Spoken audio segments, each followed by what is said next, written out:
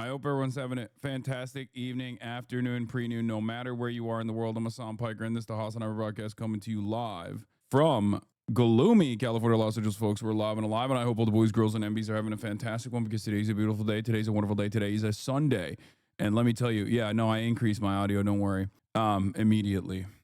Today's a Sunday. Sunday, under normal circumstances, a fun day. I'm live. I'm alive.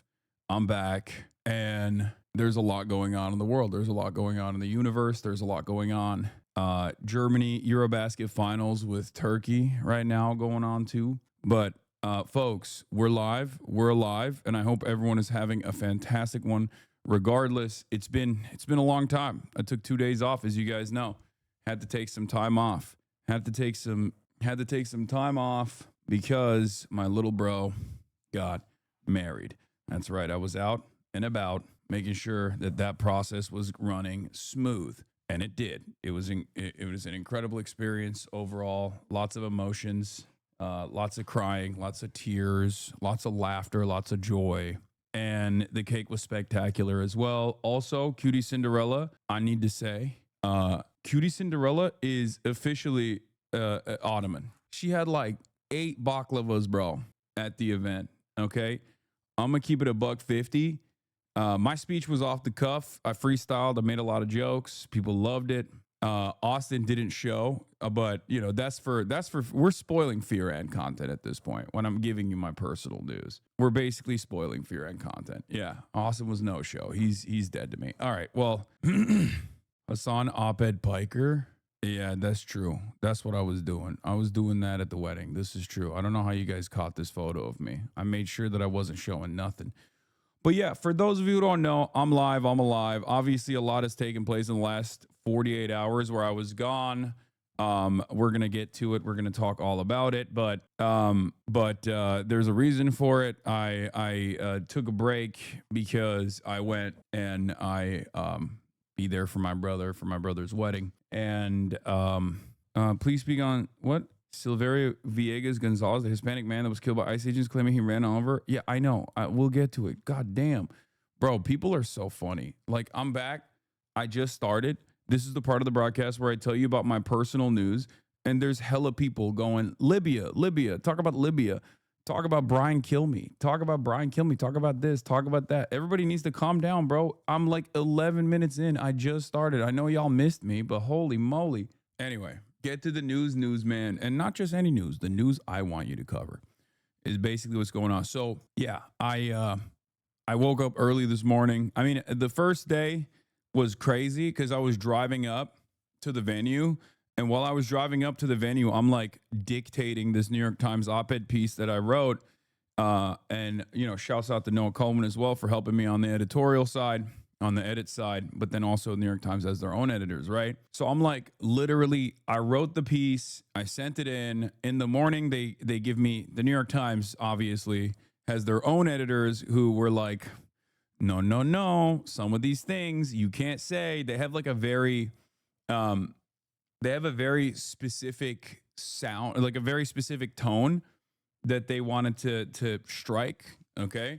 So, you know, there was some edits and, you know, I okayed them. They got back and had more notes, but that was when I was driving. So I'm driving thinking, you know, this thing is ready to go, ready to blast off. Turns out it's not. I'm in a state of panic trying to dictate what to, you know, trying to get the new editorial notes in and then, you know, make these decisions. You know, all this stuff is happening in the background, whatever. I was able to flip between drivers and finish it off in time. Why no fit pics of you from the wedding? I don't know. Maybe because it's probably not the best thing to constantly post social media of myself, especially if I'm in an environment like in a public setting. Have you guys thought about maybe it's okay to be a little bit more careful? I don't know. Like, let me live, guys. What are we doing? Let me live. All right. In due time, you will get photos. Okay. Jesus Christ. Also, yeah, it's a private family event. Are your viewers 12? No, they're not. They're 30 plus for the most part, but they behave like they're 12 sometimes. Yeah, I didn't want to compromise Kaya's safety. she's still wearing the neck piece that she wore for the wedding. I put it around her neck again. I've actually been kind of checked out for good reason. I've been kind of checked out from everything that's going on, which has been good. I feel like no major events have taken place, right? In the past 48 hours, no major updates on an ongoing national story, one that has surprisingly international significance as well. No, certainly nothing crazy going on in one of the social media platforms that many people communicate on, like the owner of a platform personally. The owner of a platform personally trying to put a hit out on someone like myself, right? Like that can't be the case. That wouldn't be the case, right? Might as well start gaming early, yeah. So, all jokes aside, dude, the amount of threats I've seen is crazy. Please be careful. Yeah, I feel like it's one of those weird situations where if you just close your eyes to it, if you're not online, maybe you just don't see the death threats, right? That's how it goes. But in any case, you know, I taught my cousins a valuable lesson. Ball is life, and taught them a valuable lesson about how ball is life, and that they shouldn't defy me. They should not, because one of my cousins is like 15 now, and he was talking big shit. Right? He's like I would learn about like meme stuff from him. You know what's like what Zoomers and Gen Alpha is saying and stuff, and like he would be like, "Do you know this person? Do you know that person? Whatever." And I was like, "Yeah, I do." And then he's like, "Oh, we're gonna ball." All right. So he wanted the ball, and and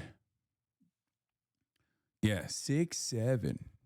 But basically, he was convinced he could like play decently against me, and I cooked him. I had to do it. I had to show the I had to show the young blood, the next gen, what's what. Unk Ball is alive and well. Okay, Unk Ball is alive and Unk Ball is well. Anyway, yeah, I cooked him. Cooked that 15-year-old, bro. That's it. That's how it is. You have to humble the youth, yeah. And then the wedding happened, obviously. And I'll just say it like this. I'm not going to give like too many details on it because I feel like the podcast, Fear and Podcast, is a better setting for it. But all I'm going to say is it was very Murat. It was very Murat. Murat has this tendency to engage in uncomfortable things that make him uncomfortable. That's like what he enjoys doing, right? Whether it be like camping, whether it be glamping, whether it be off-roading, stuff like that. Like things that normal people have kind of evolved beyond. Like, because normal people be like, oh, I don't want to be out and braving the elements, right? Like, I don't want to be in the desert, for example, at any given moment, especially when it's like 100 degrees weather. But Murat's like, I want to do that. And I would enjoy it even more if other people were also doing that and not even having a good time doing that. And that's actually a really good way for me to assess how much fun I'm having by making sure that other people are also engaging in this act of displeasure. So a typical Murat style situation, very hot. But overall, oh, Caroline posted a fit pic. Let's see. Let's go. There it is. You guys wanted a fit pic? You got one.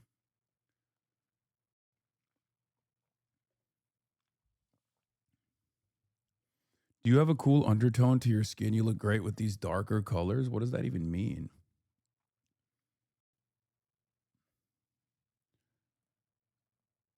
Um, but the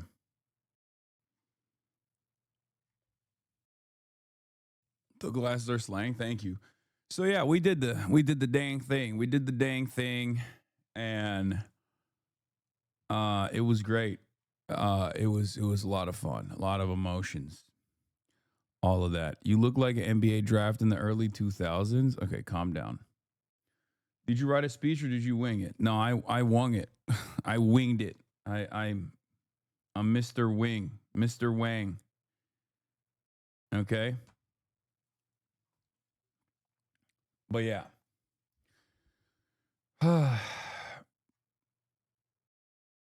But that's it. That's all I got on the wedding. I woke up early this morning and I drove back and I got here. And the reason why I was actually late, because I was supposed to start even earlier. I was like going to start at like 10:30 or whatever. But the reason why I actually started late is because, of course, predictably, I got back and the internet was busted again. So I had to fix that. But hopefully it should be fine. But even if it's not, fuck it, we ball. Kyle looks spent. Yeah, she is. She had a very, very long weekend. You don't understand the amount of people. I mean, she was the belle of the ball. When I say this, it's crazy. Like, people were going nutty mode. Okay. They were losing their minds. Like, people would just, like, she would just run around, walk around, and get pet by every single person. That was her situation. She was just like, I am, I'm here to be pet. Can you read your article of paywall and tech limits? I couldn't read it. What do you mean? You don't know how to remove paywall? This is how we do it every time, bro. What the hell? Yeah, this is Kaya's wedding fit. Of course, she's wearing it right now. Actually, she's still wearing it. But yeah, absolute cutie pie. A lot has happened while you were gone. My condolences. What are on having to catch up on it? No, it's fine. It's not. News. The news keeps happening, and we keep covering the news. It is what it is. Was Fiona also at the wedding? Yes, she was also the other belle of the ball. But in any case, we got a lot going on. Obviously,